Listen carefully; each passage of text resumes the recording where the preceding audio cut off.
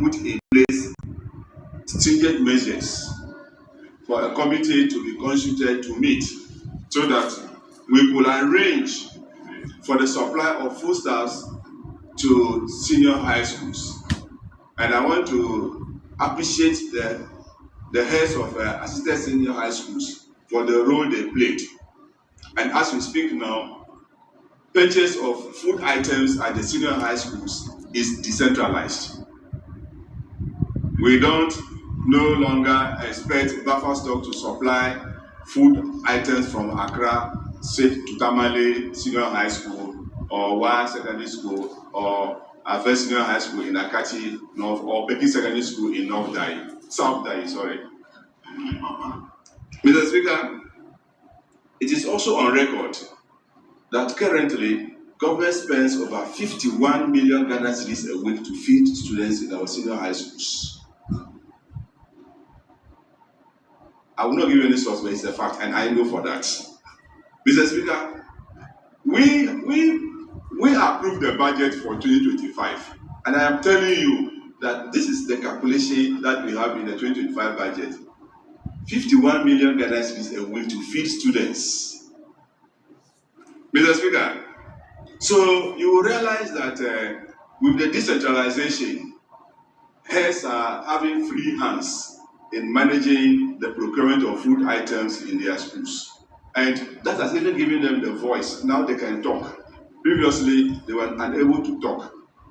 And now that they procure the food items, there's no comment, there's no trouble anywhere again. And Mr. Speaker, that is what we are resetting for Ghana. Mr. Speaker, it is also on record that last year, or a few years ago, it was difficult for government to release money to WAEC, that is West African Examinations Council, to organize internal examinations such as the BEC and the West African Senior High School Examination.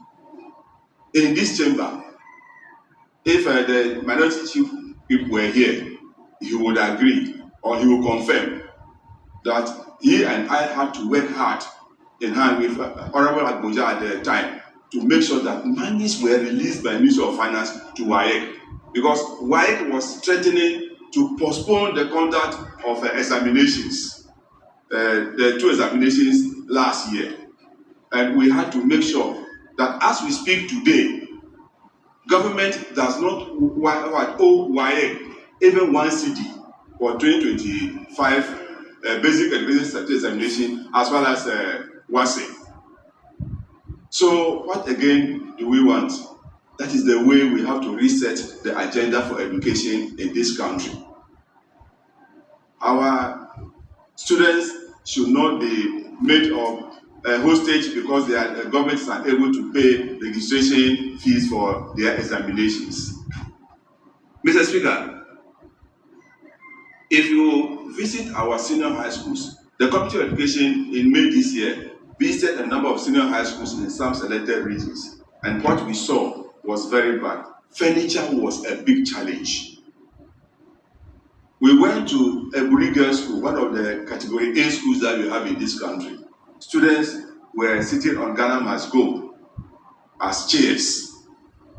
But if you go there today, they have very good furniture that they are using. That is because the reset agenda in education is working. Go to Presbyterian Secondary Technical, also in Aburi. You were there, we went. And we saw the furniture situation last year. We have been able to provide them with furniture now, and everything is going on well. That is the reset agenda. Mr. Speaker, we have promised Ghanaians that the obnoxious double track in the next 2 years will be abolished.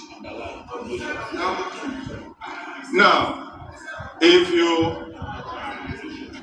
you want to know what is happening, Mr. Speaker, you were once a member of the Education Committee and you knew what was going on. You will realize that it did not help in academic quality education at all. And that must be abolished. That one is very, very important, because all schools, school calendar must be the same for all of them. You all go to school at the same time and break at the same time. As we are speaking, Mr. Speaker, 1 year group is at home, waiting for another group to go on holiday before they can also go in. That is not the best way to go. And that's why the Ministry of Finance and the Ministry of Education are promising Ghanaians that in 2 years' time, double track will be out of the scene. Mr. Speaker, it is also interesting to note that this year we have brought on board 70 private senior high schools as part of the free SHS program. And observations or information available shows that it is going on well. And next year we'll have it expanded. Because once they are on board, we are sure that it's one way to eliminate the double track in our senior high schools. Mr. Speaker, if you also go around our schools, there are so many abandoned and stored projects in our schools. You go to a few schools, some schools, as many as 5, 6, or 10 projects abandoned at various levels. This government is determined to make sure that those projects that were started in 2016 in preparation for free senior high school, your government came and abandoned them. You abandoned the e-blocks, you abandoned the dormitories, you abandoned the dining hall projects. All of them, you abandoned them. But I can assure you that work is being done to make sure that these projects are completed and we will be able to eliminate the double track in the next 2 years. Mr. Speaker, the previous government only renamed universities in this country. The immediate past, let me put it that way, just renamed universities in this country. They failed to add new ones. Now, we are going to make sure in this budget that a number of universities are going to be established this year. Mr. Speaker, in 2016, a loan agreement was signed and money made available for the establishment of a campus of the University of Environmental and Development Studies at Donkokro. Your government, the past government, diverted that loan from Donkokro to Bunsu, denying the good people of Donkokro that opportunity. But I can assure you, per this budget, the University of Engineering and Agricultural Science at Bunsu will have a campus at Bunsu, at Donkokro, Kenyase, and Achirenswa. So that is number one university. The next one will be 2 technical universities. Now, you have 2 new technical universities at Jessica and Techima. It is our policy that every region should have at least one public university. And you created the regions, you failed to provide them with those facilities. We can assure you that next year onwards, we are going to provide these regions with technical universities, as well as public universities in Kintampo and Dabai. What again do you think we should be able to do in education as far as this is concerned? Mr. Speaker, it is also on record that PTAs were not given room to operate under the previous government. But as we speak, PTAs have been reinstated. There are no more PAs, Parents Association, but the PTA has been restored. We all know the role PTAs play in the educational development of this country. But why, for 8 years, we have denied them that role that they should play in the development of education in this country. Now they are back, and I'm happy that they have started well, and they will continue to contribute towards provision of quality education in the country. Mr. Speaker, it is also on record that for the first time in about 8-9 years, capitation grant is not in arrears. School authorities need this small amount of money to do some repairs that they have to do or carry out. But what do we see? The monies are in arrears over the years.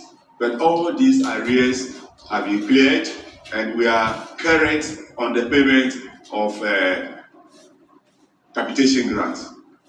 We assure you that this year and years to come, schools in this country will be what our children should attend.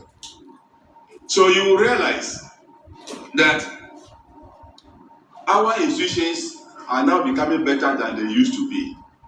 That culture of silence is no more there. They are making sure that they voice whatever concerns they have. And so what is it? Headmasters are free, they can talk, teachers can talk without intimidation. You see, so that intimidation level that they suffered is over.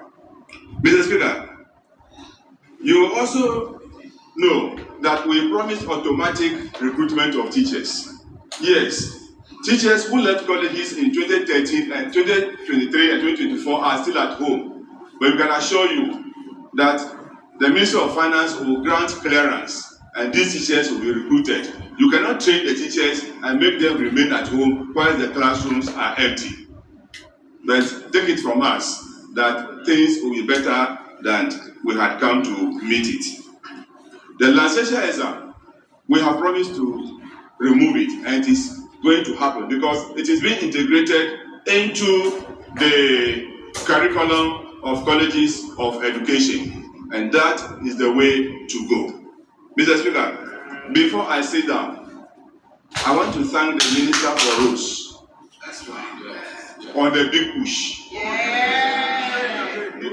In 2021-2022, we had Year for Roads. The whole Denu Road was there, but nothing happened.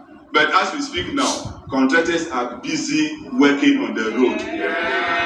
So, Honorable Minister, congratulations to you and His Excellency, the President of the Republic of Ghana. On that note, Mr. Speaker, I thank you very much for the opportunity.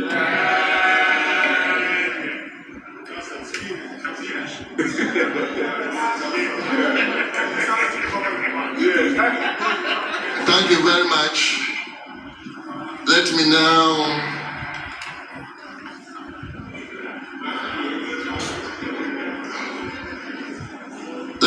turn to the minority. Honorable John Darko will take your bite.